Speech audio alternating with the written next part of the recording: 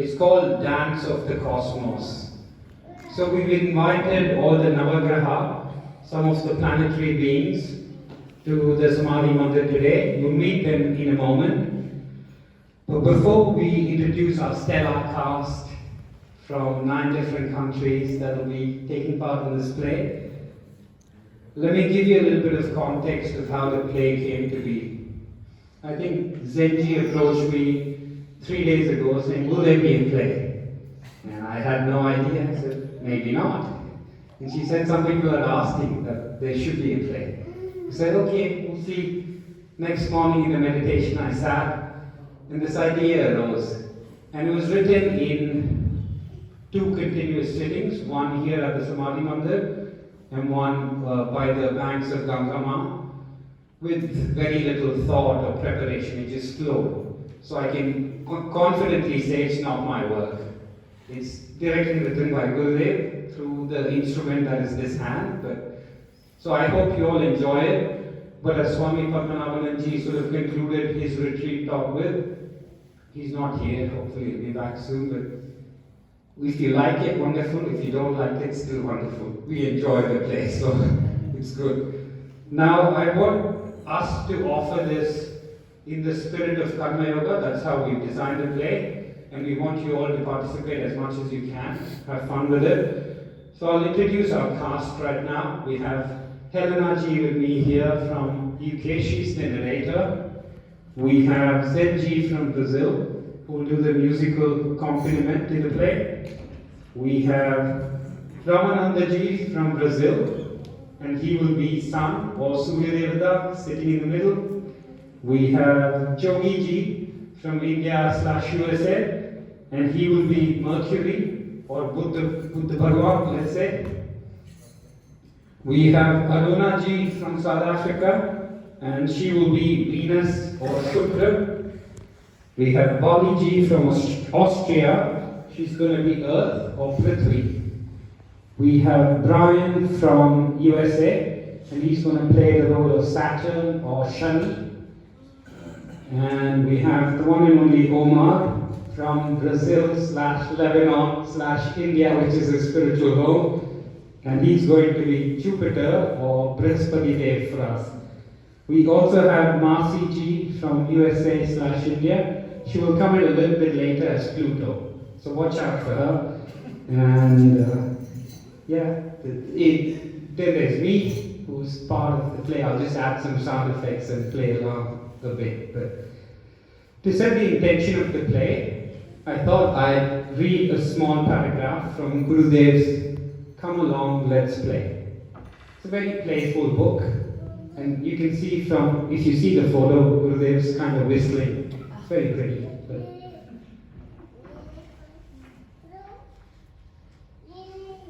So the book says, the call to play is the call to liberation. To enter into, one has to shed everything. Inhibitions, concepts, delusions, etc. Once a master has said, the path is so narrow that you cannot take anything along with. Not only that, you cannot take yourself also along with.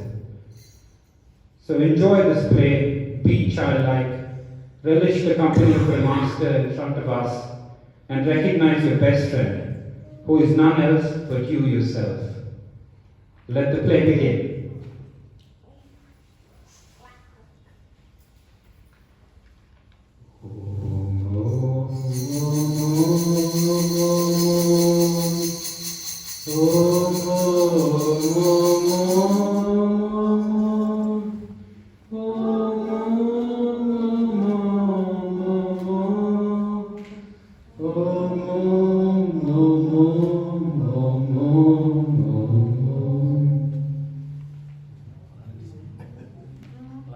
Once upon a time, which is now, in a place far, far away, which is here, within the Milky Way galaxy, in the solar system, all the planets peacefully and joyfully revolved around the sun, and the sound that emanated from their dance was Om, Om, Om,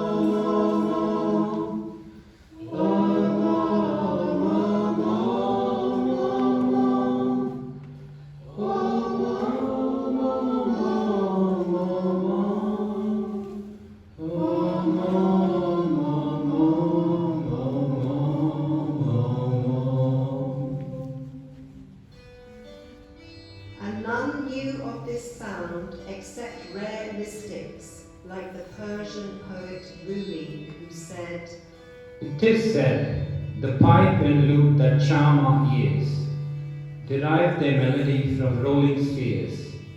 But faith, overpassing speculations bound, can see what sweetens every jangled sound. We who are parts of Adam heard with him the song of angels and of seraphim. Our memory, though dull and sad, retains some echo still of those unearthly strains." And so they danced in harmony until one fine day, when a strange thought entered the mind of Mercury. Mercury thought, "Surely I am the best of all planets here.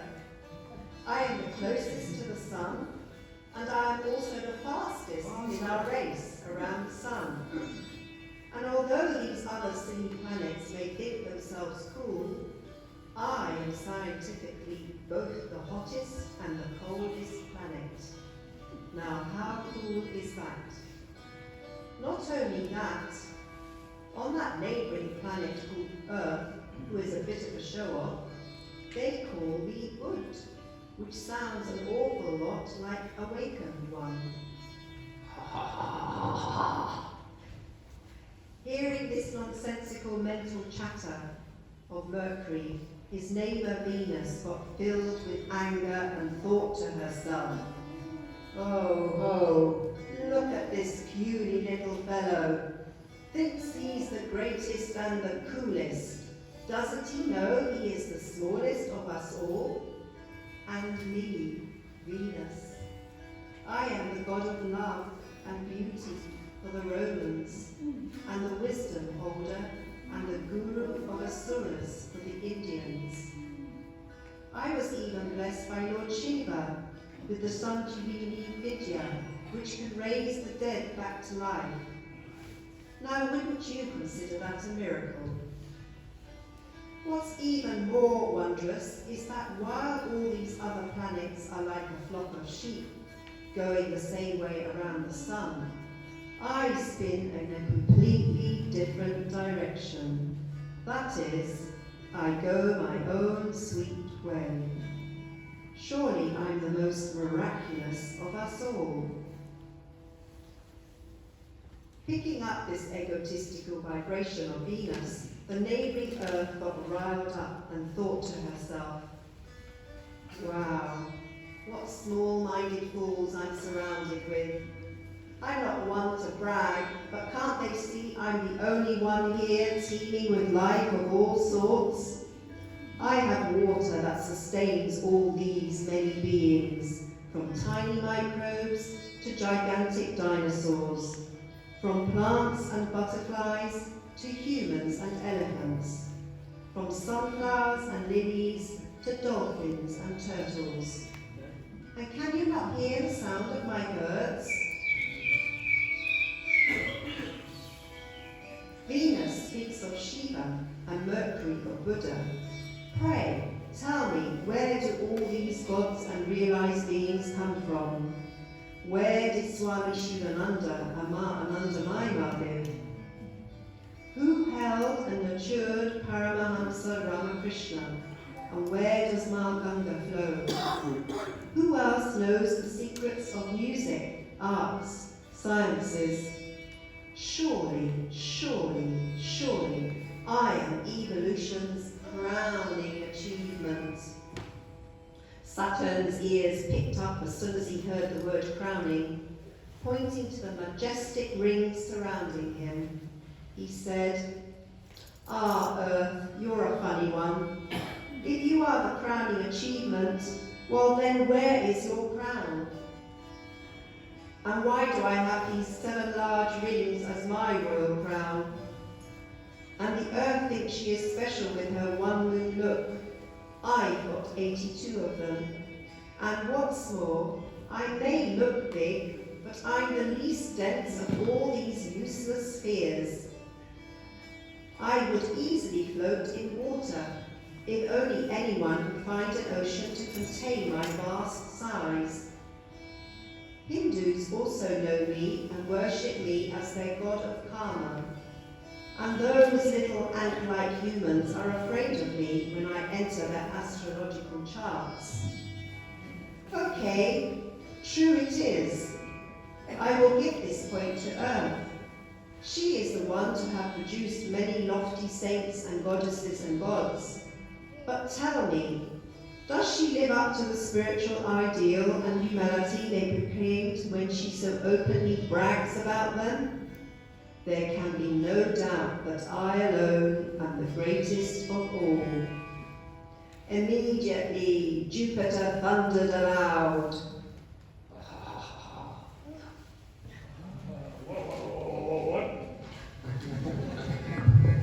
What did someone say? Greatest of all. Which wise planet here so reverentially addresses me? Is it you, Saturn? Yes, I am the biggest planet, and as anyone with eyes can see, quite obviously, I am the greatest. Take it. Even the not so intelligent Romans figured it out and named me the King of Gods. Surely any wise planet can work it out for themselves too. If you could combine the mass of all these other planets and double it, I'll still be bigger. Yes.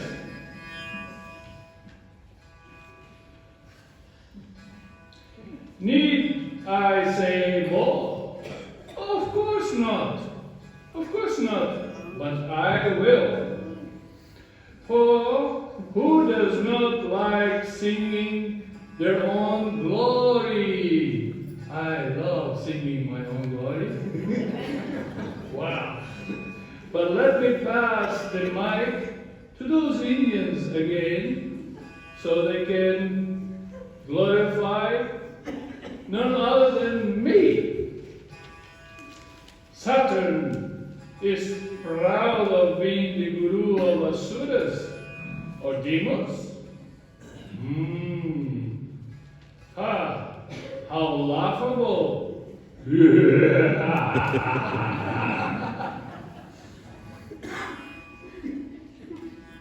I am the guru of devas or demigods. They call me the first-born sage or the first great light, and even gave me a bow whose string is cosmic order. It is I and no one else that keeps the cosmic order. Hearing these words, all the planets started animatedly bickering with each other, and all hell broke loose, and any order that prevailed before vanished in an instant. And on they argued and fought, and the matter almost came to fistfights, when suddenly, out of the blue, appeared the small, meek, and wise Pluto, who had witnessed the whole drama from the sidelines. She said, "Sisters and brothers of the universe, all of you are such radiant divinities and the grand embodiment of cosmic harmony. Why do you fight so? Does it befit you to be arguing such? Have you stopped a moment to ponder who it is that you all revolve around, and who it is that is truly the source and substratum of all life and all light in our solar system? There he sits, as if motionless. He does nothing, and yet it is his energy that animates and moves you all." And all the planets stopped in their tracks and unanimously turned to the great unmoving one, Sun. and realizing their error, started at once. Yes, how foolish we are, thinking us great, when Surya himself is in the midst of us. He is the spiritual father of even the mighty Lord Rama, and his wheel of righteousness, Dharma Chakra, is what we all spin around. Awaken, Surya Dev, to guide us. We know you are ever awake, but please do help us with your wisdom to free us from this bondage we ourselves have created for us. Ah, how we suffer with this self-created misery. Liberate us, O Lord.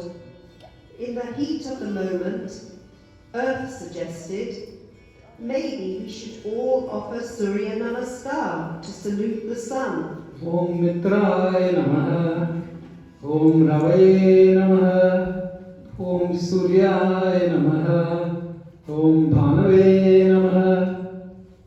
The sun jumped up and said, no, that won't be necessary. I have silently witnessed this wonderful drama you are all enacting, and now you want me to get pulled into it? There is no way. You call me the light of lights, and yet I borrow my light, as we all do, from the one and only one. You call me unmoving, and yet I dance endlessly to the tune of the cosmic flute player. My sitting in silence is non-stop worship to the Great One with the matted locks and moon in his hair. You completely misunderstand me, as you misunderstand yourselves. We are nothing but tiny little prayer beads being spun around endlessly as a hymn to the Divine Mother. Even Kabir thus intuitively realized this truth way back when. And sages of yore have sung time and again that the thread that ties all us little beads together is the one and only Lord of the universe. In reality, we do not even exist. At best, we are actors on the stage of cosmic consciousness, ever witnessed by the realized ones. Open your eyes and see. We are all playing our part in the dance of the cosmos. We are all in Sivananda Leela, and all these spectators sitting and watching and laughing are all part of the play with us. Remember what the Lord extolled to Arjuna in chapter 7, verse 7 of Bhagavad Gita. Matta paradaram nanyate kinchidasti dhananjaya mai sarvamidam prodam sutre maniganaiva. There is none here other than I, O Arjuna. Everything rests in me, as beads strung on a thread. So said the sun, my dear ones. Let us return to our duty of being hollow instruments, being played for all eternity by the divine will, and continue our dance.